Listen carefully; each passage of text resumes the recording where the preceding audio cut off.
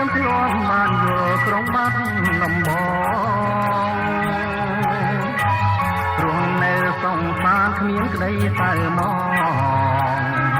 អបានដំបងឯនៅសែនឆ្ងាយខ្ញុំតែងស្រមៃយំថ្ងៃជានិច្ចមិនភ្លេចអនុស្សាវរីយ៍ទាំងឡាយ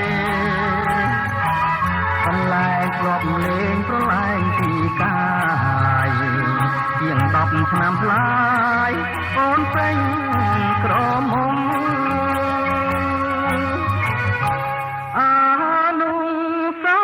វរីយ៍មកដល់មរីសព្រាមបានពូថ្មចំណាំ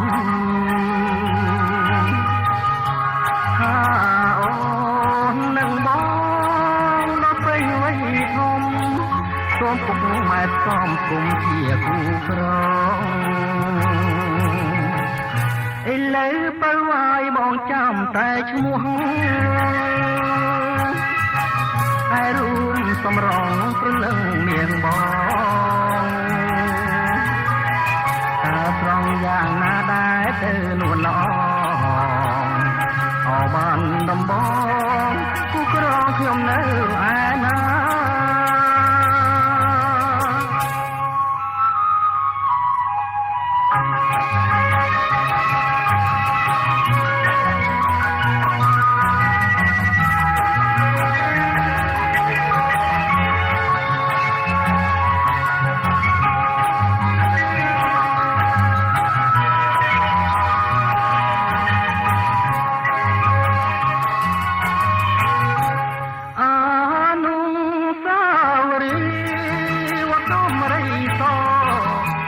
បានពូថ្ម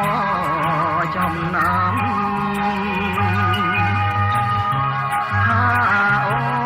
ននឹងបងដល់ពេញវ័យធំសូមពុកម៉ែសំគុំជាគូក្រងឥឡូវបើវាយបងចាំតែឈ្មោះតែរូបសម្រង